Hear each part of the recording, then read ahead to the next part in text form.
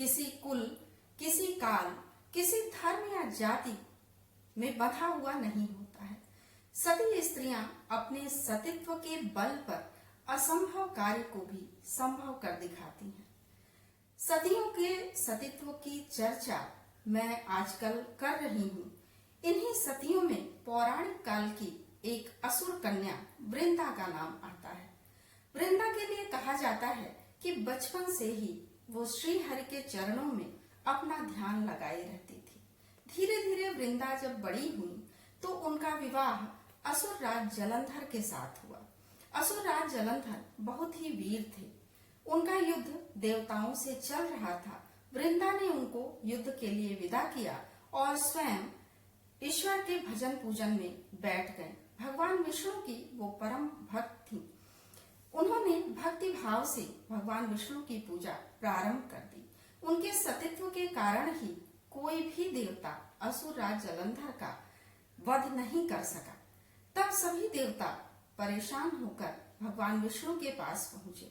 भगवान विष्णु ने उन्हें बताया कि वृंदा मेरी परम भक्तिन है, मैं उसके साथ कोई छल कपट नहीं कर सकता। जब देवताओं ने उनसे बहुत अधिक प्रार्थना की तब जाकर वे वृंदा के साथ छल करने को या कहा जाए उसका सतीत्व भंग करने के लिए तैयार हुए। उन्होंने जलंधर का रूप बनाया और वृंदा के महल में पहुंचे।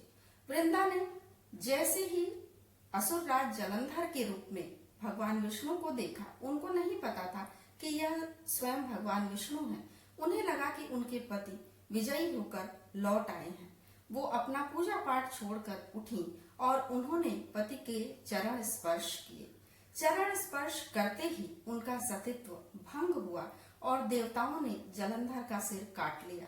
जब वृंदा ने अपने महल में जलंधर को साक्षात एक तरफ वो देख रही थी और दूसरी तरफ उसके कटे हुए सिर को उन्होंने गिरा हुआ देखा, तब उन्हें सारी बातें समझ में आ गईं। उन्होंने जलंधर का रूप धारण किए हुए श्री हरि से प्रश्न किया कि आप कौन हैं। तब उन्होंने अपने असली रूप को उन्हें दिखाया और उनको वो कुछ बोल नहीं सके। तब वृंदा ने उन्हें शाप दिया कि आपने मेरे साथ छल किया, आप पत्थर के हो जाइए। उसी समय से भगवान के शालिग्राम रूप का अवतार हुआ।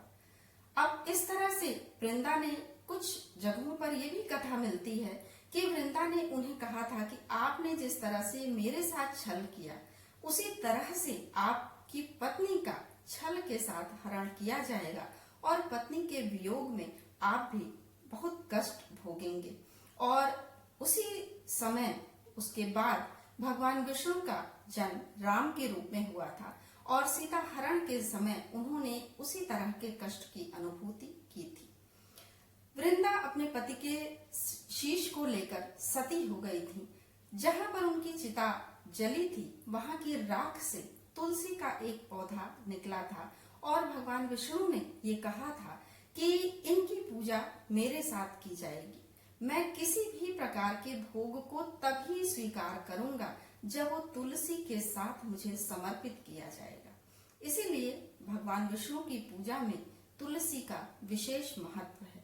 देव प्रबोधिनी एकादशी को तुलसी जी का विवाह भगवान शालिग्राम के साथ कराया जाता है और कहा जाता है कि जो भी इस तरह से विवाह का आयोजन करता है, अच्छी प्रकार से विवाह को कराता है, उसकी सारी मनोकामनाएं पूर्ण होती हैं और वह वैकुंठ धाम को प्राप्त करता है। तो ये थी वृंदा की कथा, जो असुर कन्या थी, असुर राज जलंधर की पत्नी थी, लेकिन उनकी पूजा आज तुलसी देवी के रूप में की जाती है। तो आज के लिए वृंदा की कथा, कल फिर कुछ और।